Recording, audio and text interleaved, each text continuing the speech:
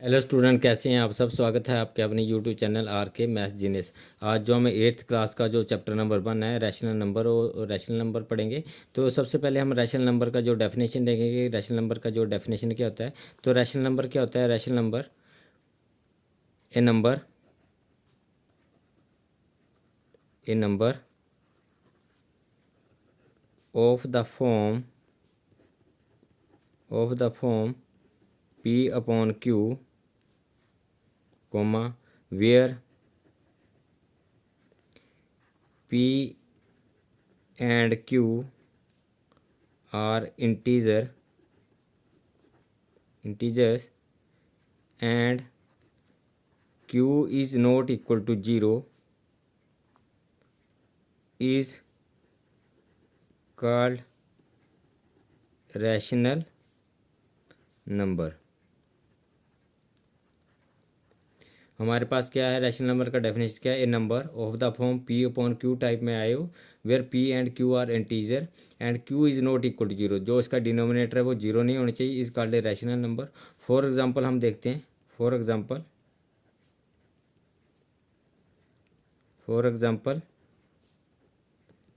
7/9 is a rational number, comma -2/11 is also a rational number, -3/-2 is also a rational number, और 15/-2 is a rational number। तो इस type के number को हम क्या बोलते हैं, रैशनल नंबर, जिसमें एक न्यूमिनेटर होता है, डिनोमिनेटर होता है। इसको समझते हैं हम। हमारे पास 7/9 है, तो 7 हमारे पास क्या है, न्यूमिनेटर है, न्यूमिनेटर। और जो 9 हमारे पास क्या है, डिनोमिनेटर है, डिनोमिनेटर। न्यूमिनेटर को हम न्यूमिनेटर को हम जो है n और उसके ऊपर r लिख के डिनोट करते हैं, और डिनोमिनेटर को हम r से डिनोट करते हैं। तो जिसमें आपका न्यूमिनेटर आए, डिनोमिनेटर आए, और ये पॉजिटिव और नेगेटिव हो सकते हैं, तो इसमें जो है हमारे पास एक नोट बन के आता है कि नोट, तो every integer is a rational number. तो ये नोट में every integer is a rational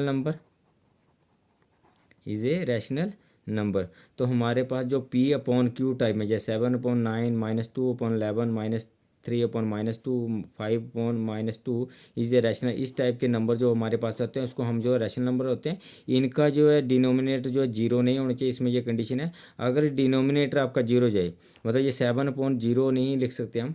7/0 ये नहीं हो सकता, क्योंकि something divided by 0 does not defined होता है, जिसको आप डिफाइन नहीं कर सकते। तो इसमें कंडीशन है पी अपॉन क्यू टाइप में आना चाहिए, बियर पी एंड क्यू जो इंटीजर होना चाहिए, और इसका क्यू जो है इज नॉट इक्वल टू 0 होना चाहिए। डिनोमिनेटर जिसको हम क्यू इज ए डिनोमिनेटर, तो डिनोमिनेटर इसका जो है 0 नहीं होना चाहिए। इस टाइप के नंबर को हम क्या बोलते हैं, रैशनल नंबर बोलते हैं। और इसका जो है रैशनल नंबर में जो आपके पास जो है, जो ऊपर वाली टर्म में 7/9 है, तो ये 7 को हम न्यूमिनेटर बोलते हैं, इसको NR से डिनोट कर सकते हैं आप। और जो आपके पास 9 है, ये आपके पास डिनोमिनेटर है, इसको DR से डिनोट कर सकते हैं। तो इसमें हमने देखा कि ये पॉजिटिव और नेगेटिव दोनों होते हैं। तो इंटीजर जो है पॉजिटिव और नेगेटिव होते हैं, तो every integer is a rational number. तो every integer is a rational number. तो ये हमारे पास रैशनल नंबर के बारे में आ गया।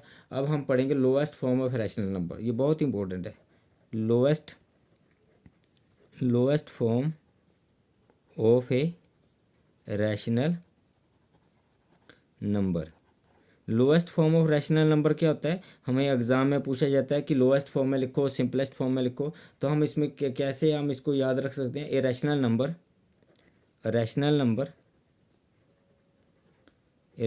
Number P upon Q is said to be in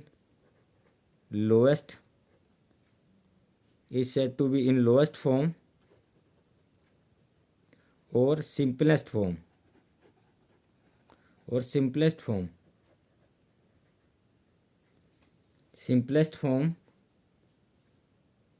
if P and Q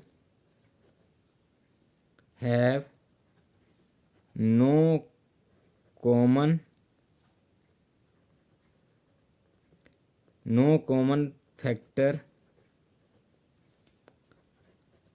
other than 1, मतलब 1 के अलावा इनका जो है कोई भी कॉमन फैक्टर नहीं होना चाहिए। फॉर एग्जांपल से समझते हैं। फॉर एग्जांपल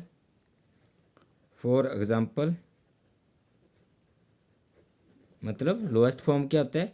ये rational number P upon Q is said to be lowest form और simplest form if P and Q have no common factor other than 1।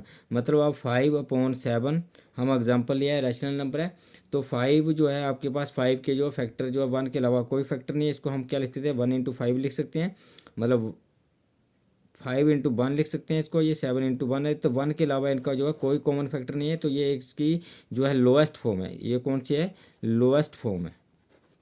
इसको क्या बोलते हैं? लोएस्ट फॉर्म है। एक और एग्जांपल देखते देखते, तो आपके पास जो है, आपके पास अगर आ जाए 15/21, 15/21, 15/21 जो आपके पास is not a lowest form,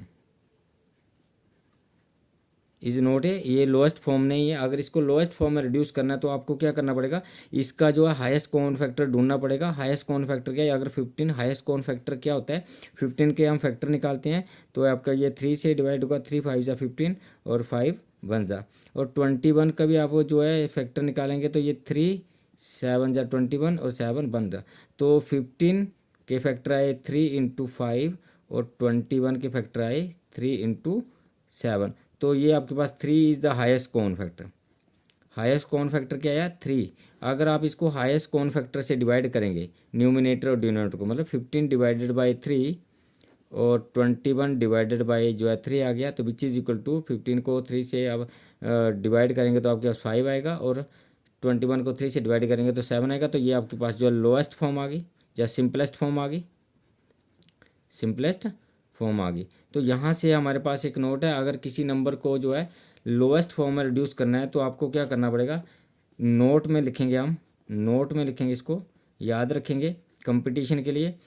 in order to reduce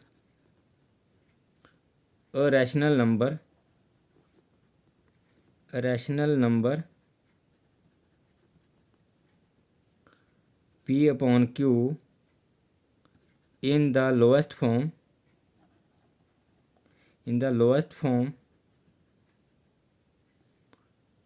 divide its